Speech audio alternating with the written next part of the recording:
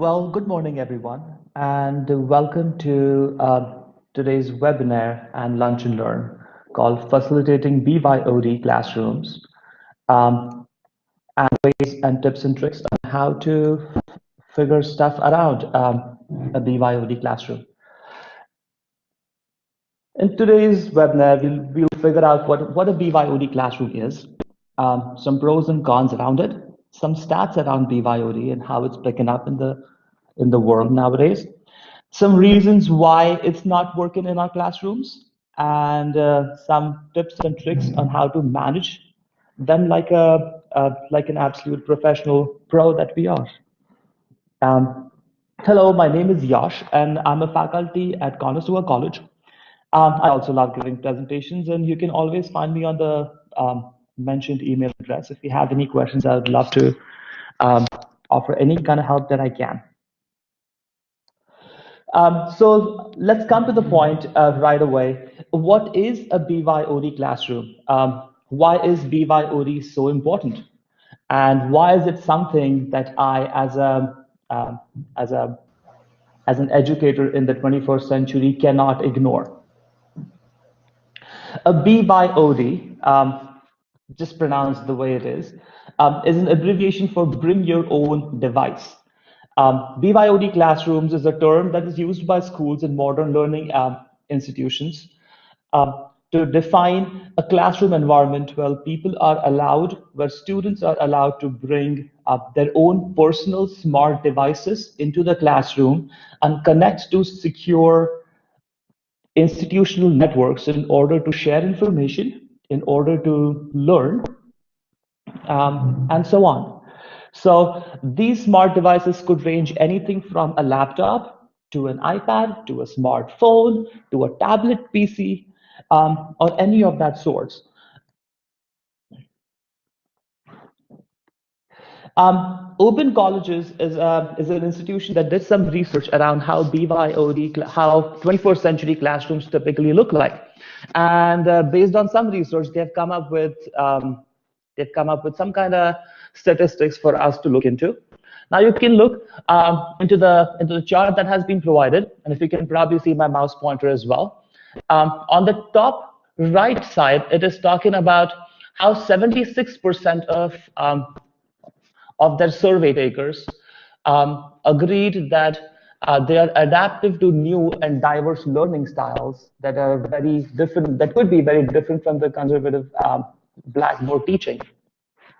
Almost 77% thought that it boosts student motivation if they're allowed to use their own devices. So a lot of people feel very comfortable using their very own devices that they have as compared to the ones provided by the school or having no devices at all. And almost 76% think that the material that has been provided can be very enhanced if people are using their own devices. So there is a very strong sense of comfortability people have using their own devices. Almost 91% of teachers have computers in their classroom. Yet if you see here, only 43% have actually used games or gamifications or have actually gone above and beyond their typical style of presenting the learning outcomes in a different or in a very non-conservative fashion, a very contemporary fashion to their students. One of the reasons could also be one in only 5 classrooms have the right kind of technologies for people to present that. So one of the biggest challenges institutions face is to keep up with the costs of having very brand new technologies in public institutions. This can easily be solved with the BYOD, because in a BYOD classroom, if you allow, any classroom could be a bring your own device classroom.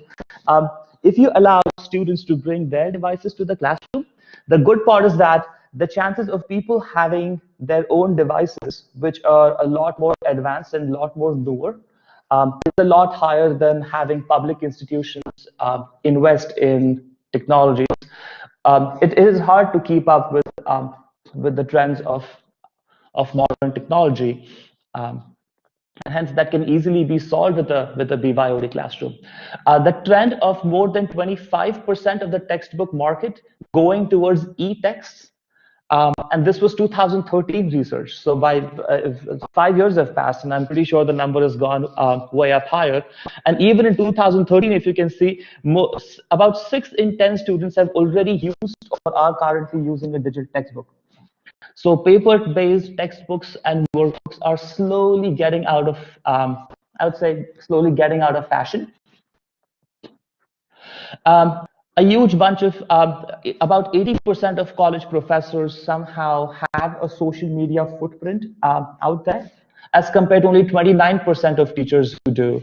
Well, it's also kind of hard to,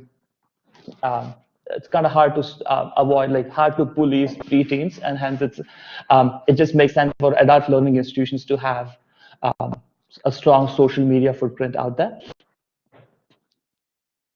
And about 60% of students, slightly less than 60% of students would like to use mobile devices to enhance their learning. And more than 21% of colleges are now, like more than 21% of enrollments, of the total enrollments that are happening in colleges is online distance learning. So that is a trend that is also going up very high. So based on all these learning statistics, it is very evident that BYOD is something that we cannot ignore. We cater to a market that has been born and raised with a mobile device at bay, and hence, if the society is changing so fast, we as educators also have to kind of go in that direction and see how we can, rather than putting up a fight against it, it's a worthless cause. We can have students not use devices at all and completely focus on our classrooms. Then people are going to find ways to sneak them in, and they're going to find ways to go above us and to go below the table and just can't find and still do what they want to do. So students with mobile devices, it is very hard to ask them to part with it, and hence it is a worthless fight to fight. The best we could do is to use these technologies that students come in their classrooms with, and try to see how we can use them in a way that we can actually to the advantage of both of us. And let's not worry, it's not really as tough as it may seem. There are lots of tools out there that can help us with setting up a very proper BYOD policy in the classroom, so as to we don't offend anybody, yet still make a strong point across, at the same time deliver all our learning outcomes as nicely as we can. Like I said in the above slides, students love their devices. For them, being able to bring them into a classroom is like hitting the jackpot. Limiting their using them in the classroom will not only just cause problems, but will also affect their learning abilities greatly.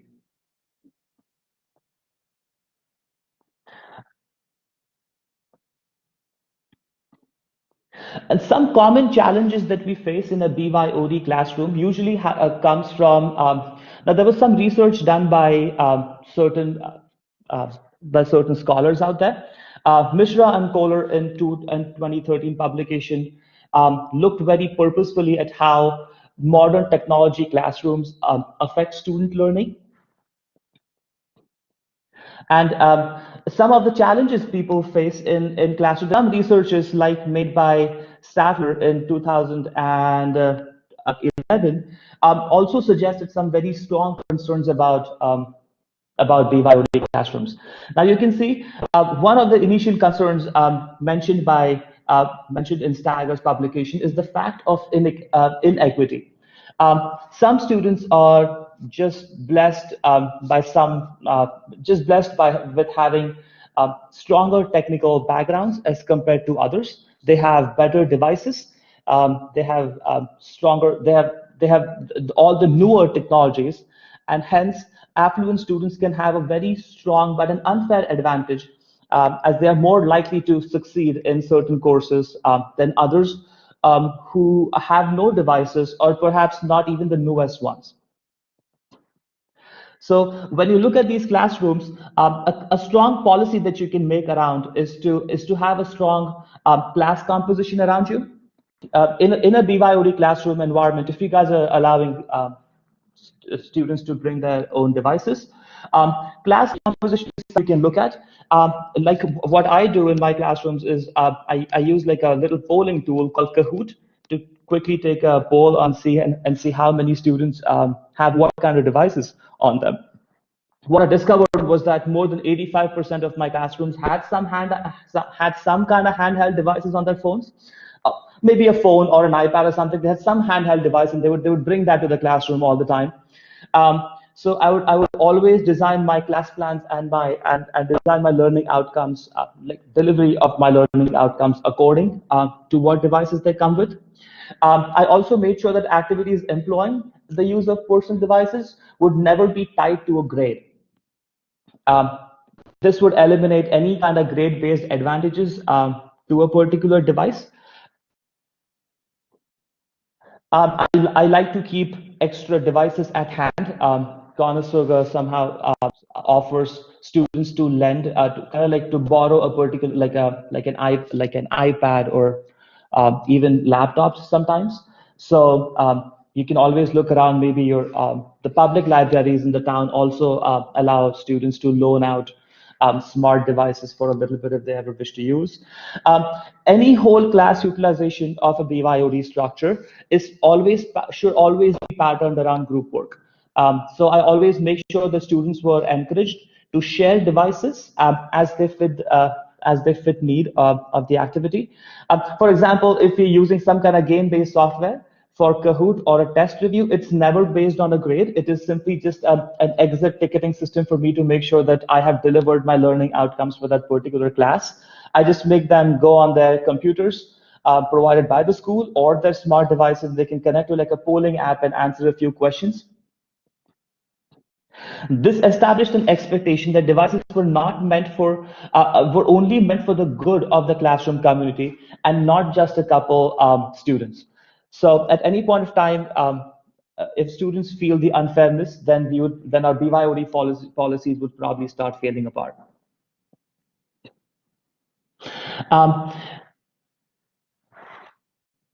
So anytime we would always have additional devices and stuff like that. Sometimes a laptop card can also be helpful.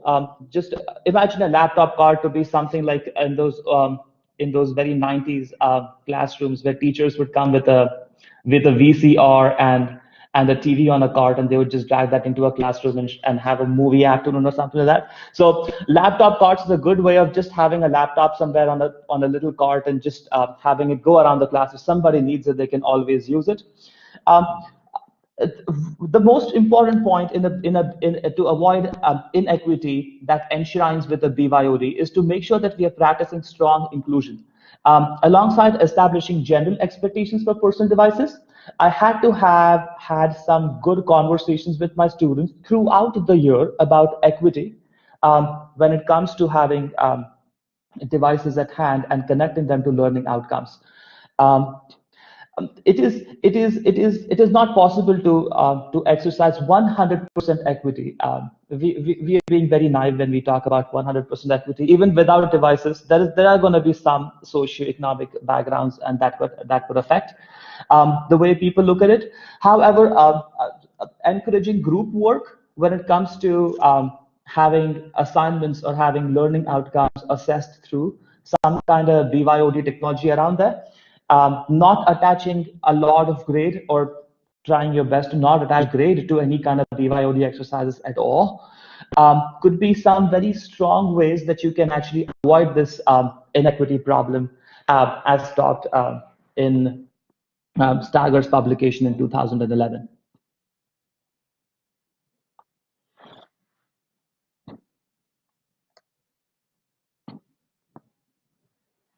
Other limitations could be limited functionality. There are limitations to the use of smartphone. Not all kind of assignments can be done on a smartphone. It is not smart for us to imagine that students can actually deliver a little bit of an essay on a smartphone, and hence it should be we should make sure that we are arranging a work device correlation in our lesson plans very well.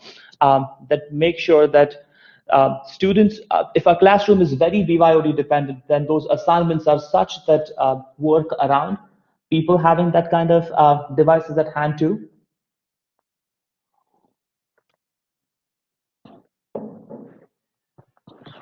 One of the important problems I heard, like one of the important challenges I think teachers face after having a few conversations with some of my colleagues, is a very is a very weird but a very true kind of cornucopia based behind allowing students bringing their own devices to classrooms. Um, like it greatly, or it can to some point of time add into the student into teachers stresses. And while technology may be easy for students to use, teachers don't always have the smoothest go at it. It can be stressful for certain individual classroom teachers, as they have to grapple with connection issues, with charging device problems, yada yada yada. No teacher can hope to trouble no teacher can like hope that they can troubleshoot all these machines and all these models themselves, and it might actually take a huge chunk of your, or I'd say a considerable chunk of your teaching time, in figuring all these different devices people get, and then having a like having a common channel out there to kind of have them work through it. Yes, there is a steep learning curve for it, but we can also not forget that students who are coming to our classrooms they're going to be digital natives. They have been pretty much born or have been using a device since they were very young. And in a classroom like that, students are pretty much, they figure out problems like this way even before we hear about them. Yes, it is a learning continuum, and we are in a transitional period. But there can be certain policies that we can still make in our classrooms to make sure that all the cons attached to a particular BYOD classroom can be avoided. Like say for instance, in my classroom, I usually try to put like a spot check, just to make sure that my students are doing what they're supposed to do on their devices and they're not mucking around or getting distracted by the work. I simply have implemented like a principle called spot check or a screen down. The moment I say screens down, everybody's expected to turn their screens upside down and look at me. So if they're not like putting the screens upside down, I know who they are, and then I can actually deal with it in a different way. Spot check is to simply, the moment I call spot check in a classroom, it might sound very juvenile, but it's actually a very effective technique that I kind of see in my classrooms. The moment I call spot check, students simply have to face their phones towards me. So if I'm doing like a little learning assessment based on a poll, or like where everybody has to answer, say, 5 questions with a true or a false using a Kahoot or a poll everywhere kind of app, at any point of time, if I see some student is not like paying attention or something, I can simply call out a spot check, and everybody turns their phones towards me in a quick shot, and I can see what's going on their phones. It is kind of being volume told, so it's not like you are going and peeping into people's phones, which can be an infringement of privacy and also kind of low-key weird. But if they're doing it themselves, then at least you know that they're moving the phones themselves, and it's not you who's going around.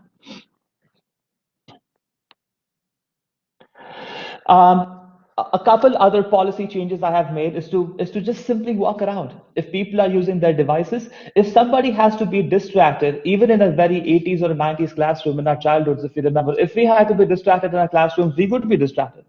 With maybe not with phone, maybe throwing cheats around. But if somebody has to be distracted, they're going to be distracted. A BYOD is not going to make it any better or worse. The best is to simply having a very simple conservative technique of walking around. I just take a stroll around my classroom and see and just monitor kind of what's going on with my classroom. Simple observation of body language can also help greatly. If somebody is focused on something, their eyes are going to be glued to the particular screen and they're going to be typing. If they're giggling, if they're fidgeting slightly, if they are moving out around a little bit more, there is a very high probability they're not doing what they're supposed to be doing in a particular classroom. And also, I cannot stress this enough. I do practice inclusion. I have conversations with my students all throughout the year about equity. I do make them feel comfortable about bringing their own devices. They are going to be very comfortable with it. It certainly does come up with a cost that public institutions like ours have to face, a cost that teachers have to pay, and something that students also have to give, whether they are aware of it or not. Some very famous tools out there that I love to use in my classrooms, like I was mentioning, Kahoot. Kahoot is a tool that you can use to take a quick poll around in the classroom. Telegami is to create like short animated clips. You can, if you're trying to make a point across, like explaining grammar or explaining something that's very technical or theoretical, Telegami is a good way of creating a small little animated video. It should not take you more than 5 to 7 minutes to create one. And you can send it to people's devices, and they can have a copy of it the moment they have the app or the website on their phones or their smart devices. They can watch it again and again, and they can always catch up with it. It's also a good way to kind of meet learning outcomes for students who have missed classes or who do not speak English as a first language. So Telegami can be a good way where they can actually see the video again and again until they get the point across. Haiku Deck, Office 365, all of us have Office 365, pretty much all of our public institutions have Office 365 around. Microsoft Teams is a good back channel you can open up into the classroom. I usually like doing that. I've seen some of my colleagues also do that. The moment they get in the classroom, they just open a Microsoft Teams and have the whole class join the one group. So where students can actually share information and talk to each other. Well, if the students are anyways going to talk to each other, they're anyways going to share information. If you open up a back channel, at least you can keep an eye on what is going on. At least you know what they're talking about. Yes, there's some distraction in conversations, but for the most part, if you have been successfully created a community in your classroom, these communities will police themselves. So rather than policing classrooms ourselves and barring them from using these little technical tools in aiding their communication, we can simply allow them and just control them and monitor them, which is I believe a little better approach at controlling things like that. Office 365 offers a place where you can actually share presentations. I like to share my presentations on Office 365 almost about like a week or so ago, which gives students, even with accessibility, enough time to take my presentations and go to their accessibility advisors and get that translated in whatever shape or form they can conceive. Learning management systems, like I just threw an icon of D2L in here because only one that I'm aware of, but I'm pretty sure a lot of leading learning management solutions like Desire to Learn have abilities to share information on people's devices and stuff like that. So I believe D2L also has a mobile app. So every time you shoot an announcement in the classroom, everybody gets a notification on their phone.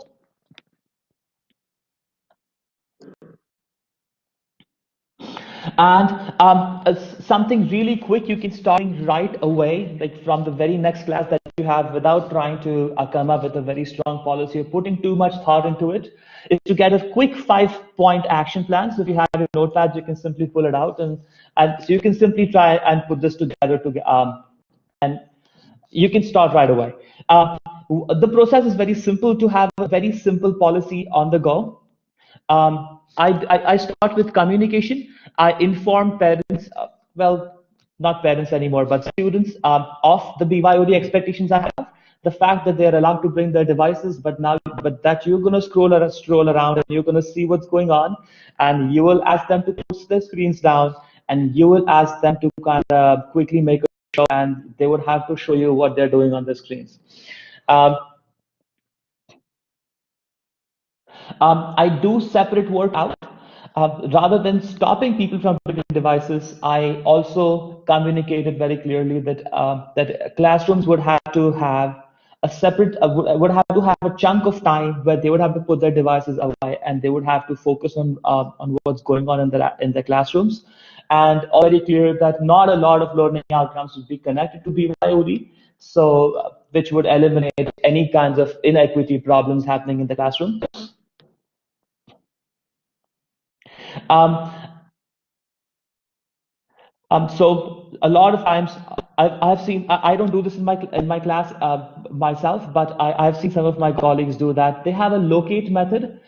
So anytime during like a closed book test or an exam or a quiz, they usually have like a common place, like a table or towards the board, like a cart or something where people are allowed to deposit their devices before they can go and sit for the exam, and then they can come and they can pick their devices and go away. Um, I simply believe my students. I ask them to turn it off and put that in their bags or their pockets, and I go by that way. But people can have different ways of doing this. Um, Create would simply mean to give students the opportunity not to create content and not just consume it. It is very important for students to express themselves. It's a very strong way of learning as well. Some research, I don't remember the publisher's name, but I put them in my references in the last slide. Um, Talks about how people can learn times and times faster if they're given the opportunity to create while they are consuming information. So rather than it being a one-point approach like a radio channel where you are broadcasting information and they are accepting it, um, you can provide social media or some kind of technical app out there on their devices where they're free to create and put together something that they can also share with the class, some kind of learning outcome, some learning assessment where people are free to kind of work in a group, share what they have, and then create content and distribute it. That would be really great. And circulation, like we talked about, like a show, like a screens down, like a walking around. It is a very quick way of going of figuring out what's going on people's screens and still be on track with our learning outcomes. Um, that was about it that I had to share on BYOD. We also have some more workshops coming up shortly, so please keep an eye on your emails sent by Gina Catanazzo, and she'll keep you up with whatever new workshops that are gonna come. I would love to share my presentation with you guys. I'll probably put it up on the link very shortly, along with my presentation notes, so you can always keep an eye on it. If you missed something, you can always look at that too. If you have any questions, please feel free to write me an email. User@mail.me is not my email address. It's yshaw@conestogac.on.ca.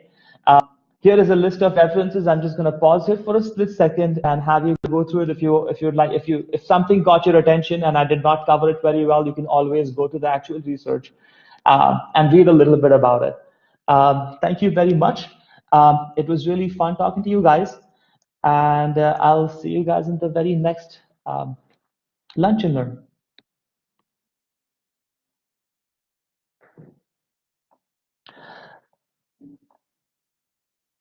I also had Phil mention how Adobe Spark is also a very great student app to kind of sh share information with, I guess. I have not been able to use Adobe Spark, but I'll certainly look at that the moment I get a chance. Kahoot is an interactive app. I can quickly show you how Kahoot works on the screen if you'd like. Kahoot.it is an app that you can actually go ahead and create a little account for yourself. Once you create an account, you get a chance to can simply sign up or log in, and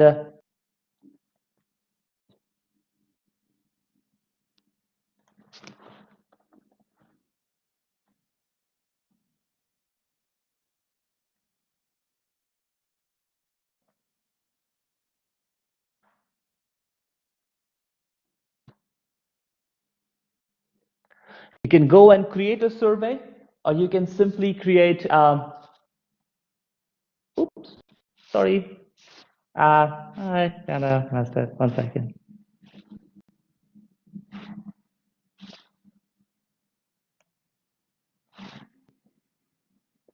Oh, there you go. You can simply go and create a survey. It is free to use, although you can always upgrade it to something that you'd like to do. In case if you feel like the need of having a paid version, you can go for it. You can go and create. I'm simply going to create a 3-question quiz right now. I'm going to call it question 1, and yada yada yada description. It's visible to everybody, and the language is going to be English. And I'm going to simply, alrighty, I can add images if I want to, and add some audience. For me, it's going to be a school or university. If you have some learning outcome recorded, you can always put a like an introductory video as well. And the moment you click on go, you can maybe add images later on. Simply add a question. I'm going to say question 1. I'm going to give people 60 seconds or 1 minute to answer the question. I'm going to award points or not. It totally depends on you. I'm going to turn it off. Answer 1 could be yes. 1 could be no, could be. Second one could be no. Maybe, and you'll say none of the above. Click on next. Oh, I have to choose what is the correct answer, so I'll say yes is the correct answer. I have a question ready. I can simply save this quiz now. I can either edit it, preview it, or play it. The moment I click on play it, it now is going to go ahead and generate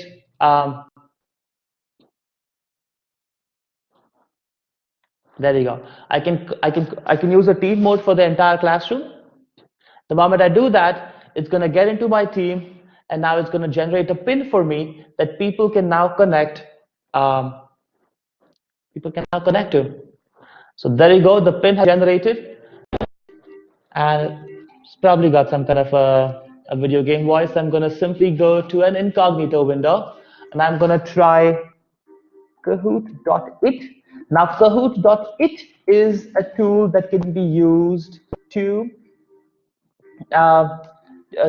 like it's the client side of this. So people can use Kahoot.it, and they can simply put their game in here. Let's put the game pin in here.